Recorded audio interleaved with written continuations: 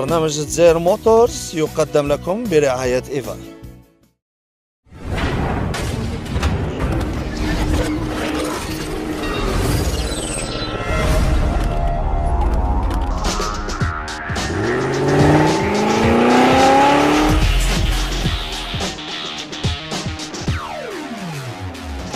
مرحبا بكم في عدد جديد من برنامجنا، البرنامج اللي يهتم بعالم السيارات بالمحركات وبالإطارة، وهي الإطارة اللي تشوفوها اليوم في عدد اليوم من خلال لو سومير سويفون.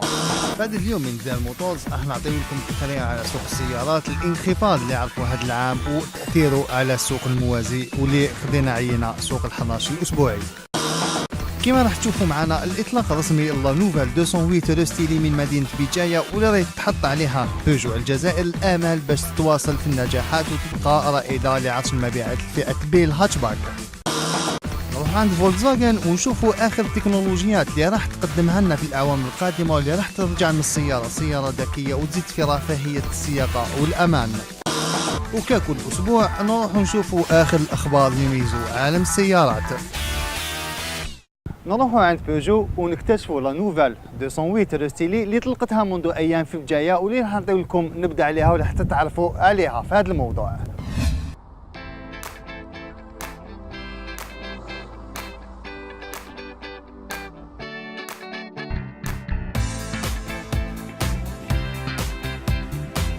من مدينة بجاية كان الإطلاق الرسمي للبيجو 208 المحسنة بعد عرضها لأول مرة في صالون جنيف المنصرم. وتناول ممثل العلامة الفرنسية ببلادنا أمام مختلف وسائل الإعلام الإضافات والتجهيزات التي جاءت بها 208 في هذا الجيل المحسن، خاصة وأنها تمثل اليوم حصان السبق لعلامة بيجو بالجزائر رغم التراجع الكبير في أرقام مبيعات السيارات ببلادنا.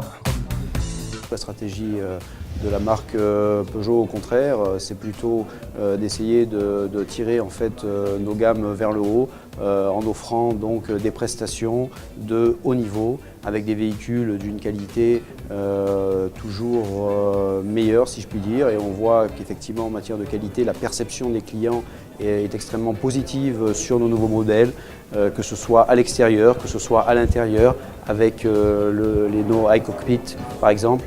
Donc non, clairement pas de volonté d'aller vers le low cost pour Peugeot. Si j'en juge par les résultats de 208, qui est effectivement leader de son segment, avec ses nouveaux équipements, avec son nouveau look, je pense que le succès commercial devrait se poursuivre. Partner également est un véhicule qui rencontre un grand succès sur le marché algérien, qui est présent donc depuis de nombreuses années dans le paysage automobile algérien. Et là encore, nouvelle face avant, nouveau look, nouveaux équipements pour, je pense, une suite de carrière qui devrait être extrêmement positive et favorable. Bien sûr que la sécurité, qui est une préoccupation réelle en Algérie, est aussi une préoccupation très forte de la marque Peugeot, et avec des équipements comme l'Active City Brake que vous trouvez donc sur 208 et Partner, mais je crois que la marque Peugeot y répond pleinement. Voilà, donc nous sommes en phase avec les attentes du marché, de la clientèle algérienne et des préoccupations des Algériens qui sont aussi les nôtres. Mes prévisions, si vous voulez, c'est un petit peu difficile à établir en termes de volume, parce que ça va un peu dépendre donc, des dispositions qui seront prises pour l'année prochaine concernant le marché automobile. Mais en termes de positionnement, ce qu'on souhaiterait effectivement, c'est pour ces deux modèles conserver le leadership.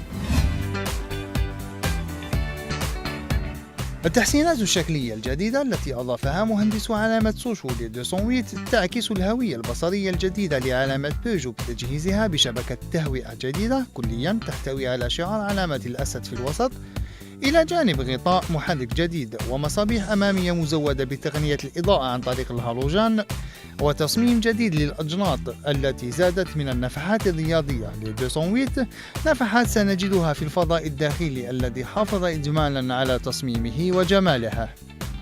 أما أهم ما ميز المؤخرة فهي الأضواء الجديدة التي تعمل بتقنية 3D على شكل مخالب الأسد الذي يرمز إلى شعار العلامة.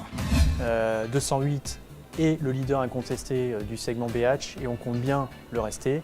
Et c'est aussi pour cette raison qu'on a apporté ces différentes évolutions, à la fois en termes d'équipement technologique, de sécurité, mais aussi en termes de design, puisqu'on a repris les nouveaux codes stylistiques de la marque, nouveaux codes stylistiques qui ont été lancés notamment sur 308, avec donc une calandre avec un gravage laser white mantle, des rétroviseurs avec un gravage laser, un liseré également blanc ou white mantle, un pack personnalisé qui permet de renforcer le look, avec notamment des coques de rétro noires.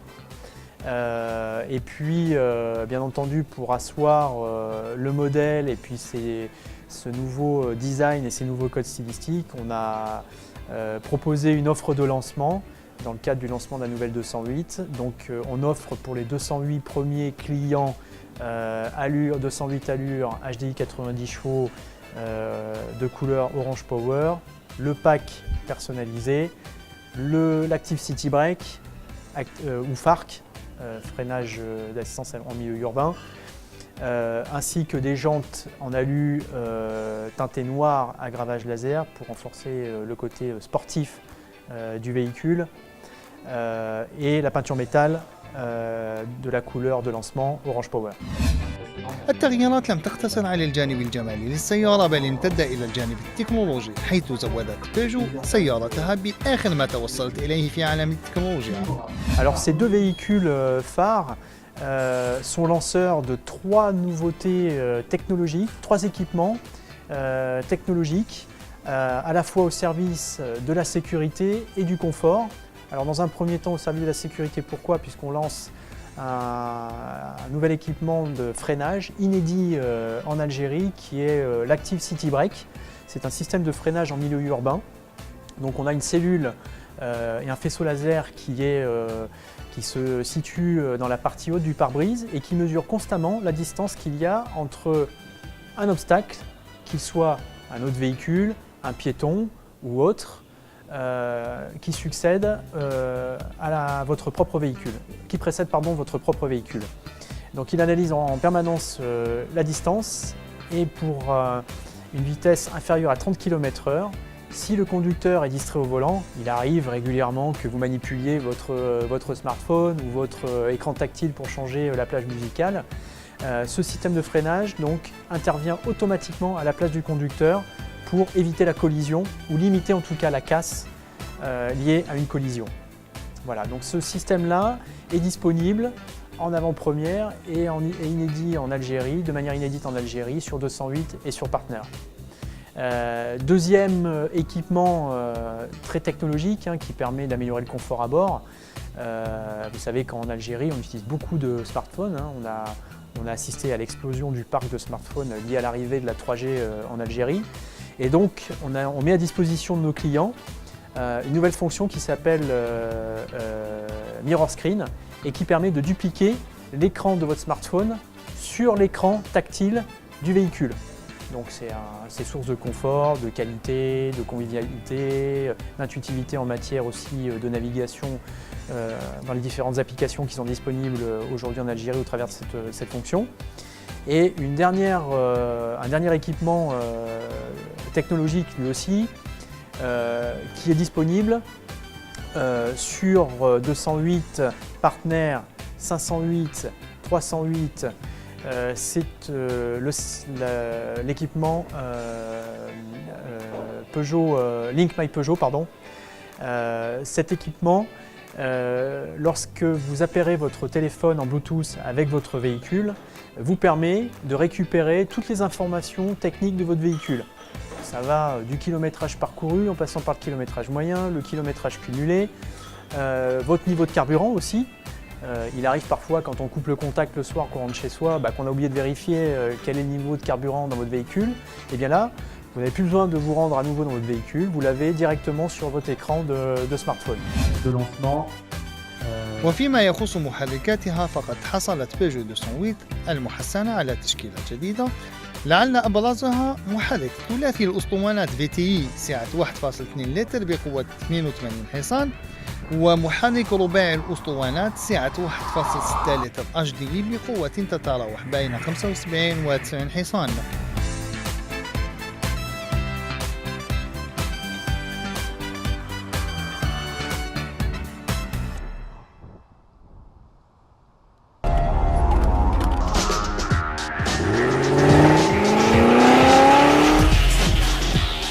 سوق السيارات في بلادنا هالعام عرف تراجع كبير من خلال الأرقام المبيعات اللي انخفضت بما لا يقل على 31% حسب آخر الأرقام، وهو اللي أثر سلبا على السوق الموازية اللي عرفت ارتفاع كبير في السيارات فاق 20 مليون سيارة الواحدة. وهو التقرير اللي راح تشوفوه معنا واللي راح تكتشفوا انخفاض المبيعات في بلادنا وكيفاش أثرت على السوق الموازي، وهذا من خلال زيارتنا للسوق الأسبوعي للسيارات بالحراش. تابعوا معنا هذا التقرير.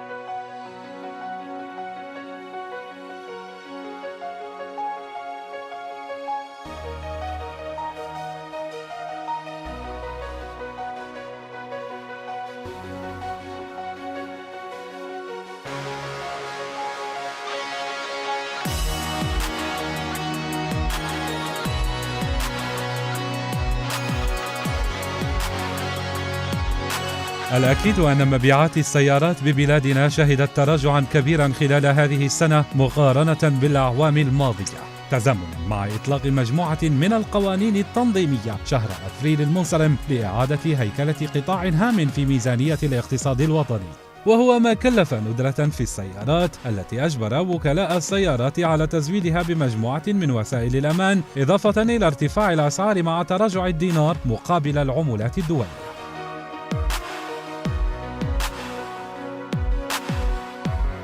فأرقام الجمارك الجزائرية تشير إلى تراجع كبير في واردات السيارات خلال 9 أشهر من هذه السنة، حيث لم تتجاوز سقف 230 ألف سيارة، وهو ما يعادل 2.76 مليار دولار، مقابل 310 آلاف سيارة كلفت 4.03 مليار دولار تم استيرادها في نفس الفترة من 2014، بتراجع إجمالي قدره المركز الوطني للإحصائيات بأكثر من 31.5%.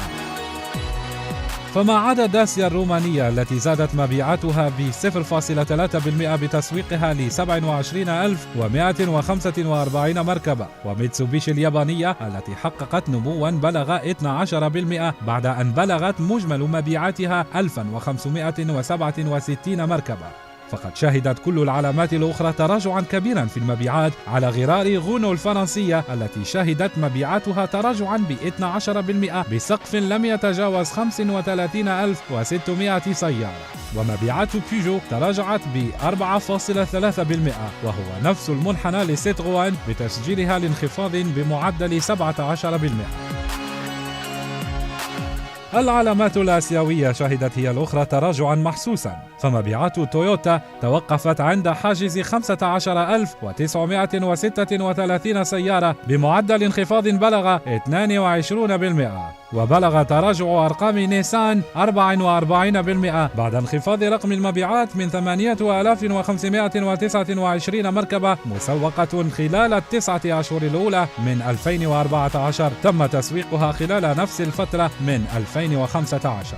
فولكس فاغن هي الأخرى، ورغم الطلب الكبير على نماذجها إلا أنها عرفت تراجعا كبيرا في عدد المركبات المسوقة بلغ 51% بعدما سجلت تسويق 24117 سيارة حتى سبتمبر 2014.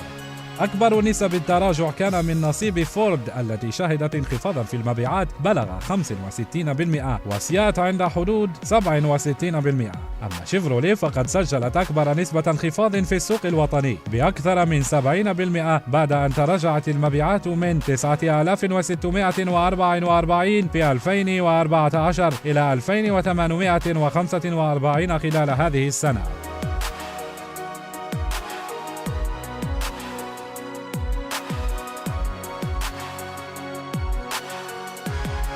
وأمام هذا التراجع في المبيعات بسبب نقص كمية المركبات المتوفرة لدى وكلاء السيارات وارتفاع أسعار المركبات، عادت الديناميكية للسوق الموازي، ولكن على حساب قدرة المواطن، بعد أن شهدت أسعار السيارات المستعملة ارتفاعا رهيبا في السعر فاق 20 مليون سنتيما، وهو ما وقفنا عليه في سوق الحراش أكبر أسواق السيارات المستعملة في الجزائر.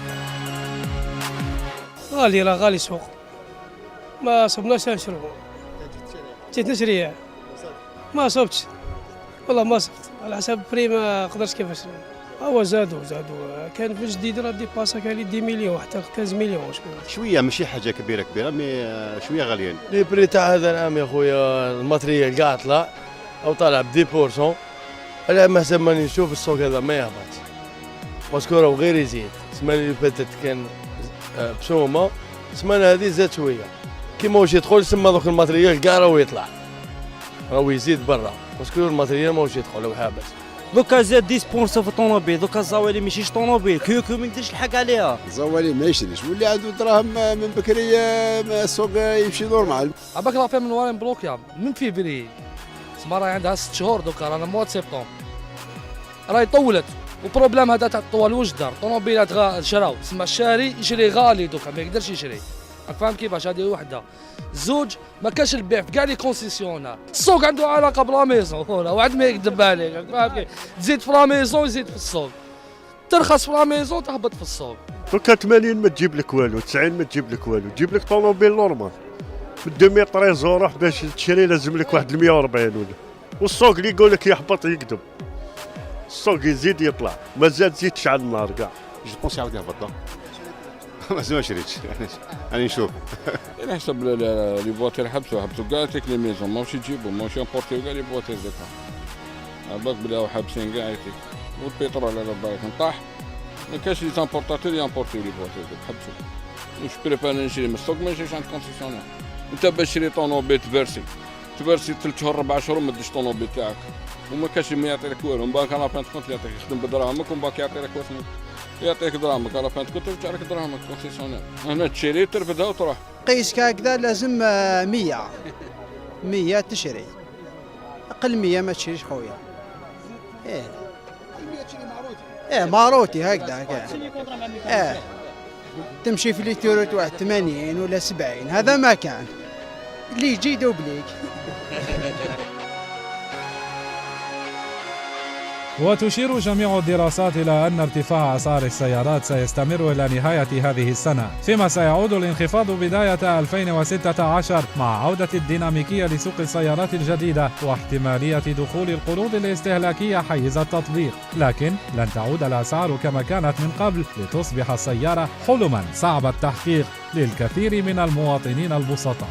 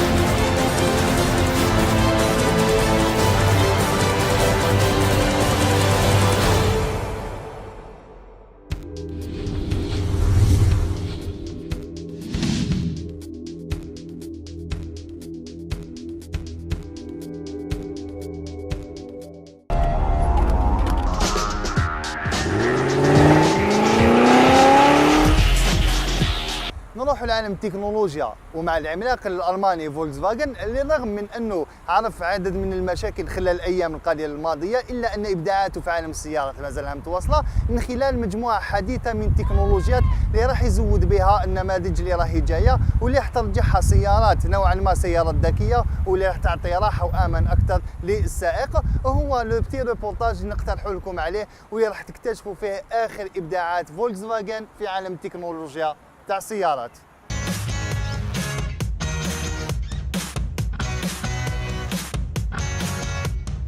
تعمل شركة فولكس فاجن على تعميم تجربة استخدام سيارات تتمتع بخواص السيارات ذاتية القيادة.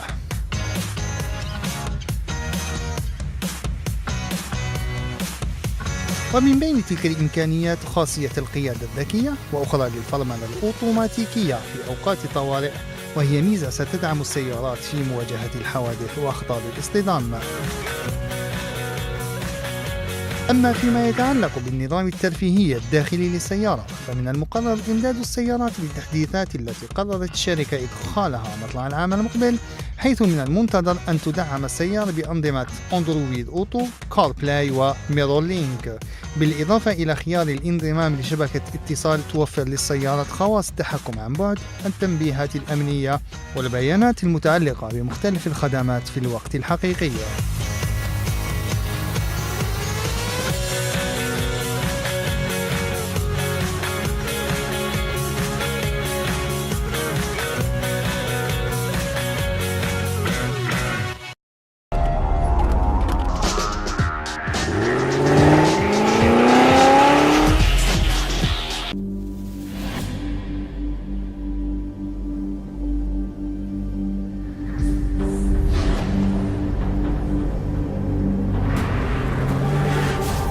كشفت بورش الألمانية عن سيارتها المحدثة بورش 911 كاريرا قبل إطلاقها الرسمي منتصف الشهر الحالي في وطنه الأم ضمن فعالية معرض فرانكفورت الدولي. وحافظت كاريرا الجديدة على هويتها الشهيرة مع اختلافات خارجية بسيطة تضمنت مصابيح أمامية وخلفية بتقنية لاد ومقابض أبواب محدثة، إطارات جديدة. أما التغيير الأكثر وضوحا كان على غطاء المحرك الخلفي الخاص بهذه السيارة الرياضية. لكن الصانع الألماني ركز على تطوير محركات بورش 911 كاريرا، حيث زود السيارة بمحرك سداسي الأسطوانة سعة 3 لترات مع شاحن توربيني مزدوج يولد قوة 370 حصان وعزم دوران قدره 450 نيوتن متر. كما وفرت بورش حزمة سبورت كرونو على كاريرا لتضيف إليها مقود جديد يحتوي على زر دائري يمكن السائق من خلاله الاختيار بين 4 وضعيات للقيادة: عادية، سبورت، سبورت بلس، والاختيار الشخصي انديفيديوال. كما زودت السيارة بصندوق تغيير سرعات PDK سيتوفر بزر لتحسين الاستجابة الرياضية لهذه السيارة ليحصل السائق على أقصى تسارع خلال 20 ثانية فقط.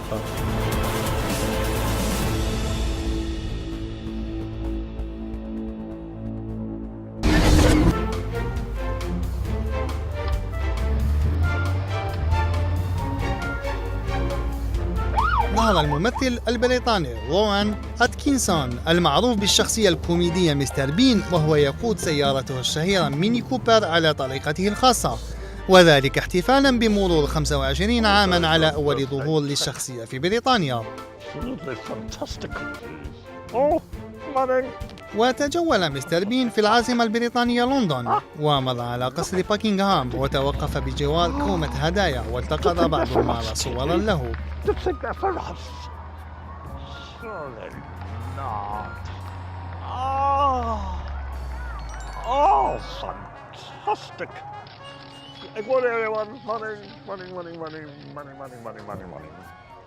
وكان أول ظهور لشخصية مستر بين في بريطانيا في العام 1990، وكسبت الشخصية شهرة واسعة وحب الجمهور في مختلف دول العالم، كما يعرف عن الممثل البريطاني حبه الكثير للسيارات الفائقة السرعة.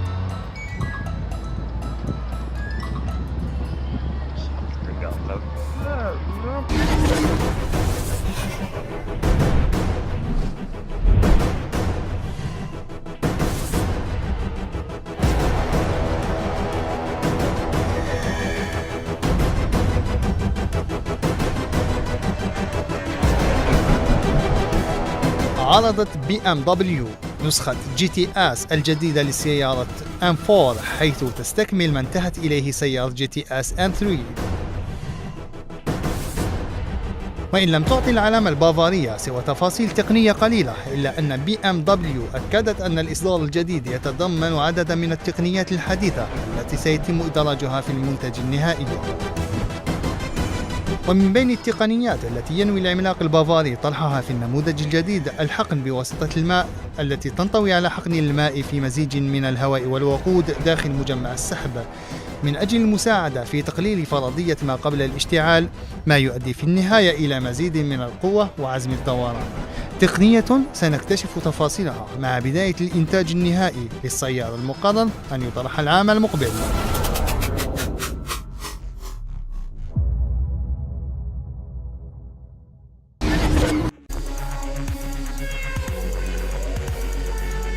أعلنت مجموعتي دايملر ورونو نيسان عن وضع حجر الأساس لمصنع مشترك يحمل اسم كومباس في منطقة أغواسيكليانتي الواقعة في ولاية المكسيك الوسطى، وسينتج المصنع سيارات مرسيدس بانز وإنفينيتي متوسطة الحجم. وسيبدأ المصنع في إنتاج سيارات إنفينيتي بداية عام 2017، فيما يبدأ تصنيع سيارات مرسيدس مع حلول سنة 2018، ويتوقع أن يبلغ الإنتاج المبدئي للمصنع المشترك أكثر من 230 ألف مركبة، وسيوفر بحلول العام 2020 حوالي 3600 وظيفة مباشرة و12 ألف وظيفة غير مباشرة.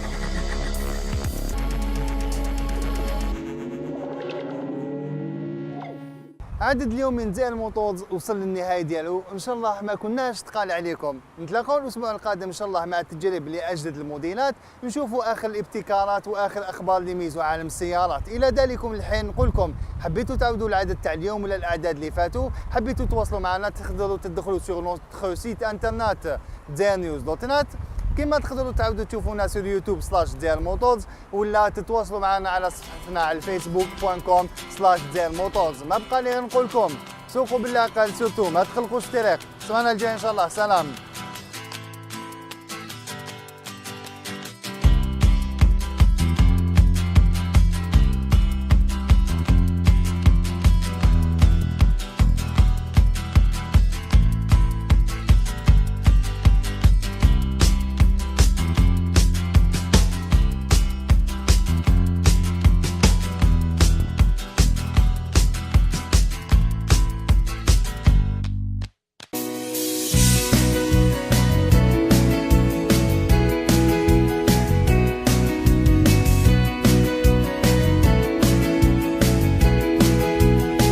برنامج دزاير موتورز قدم لكم برعاية إيفال.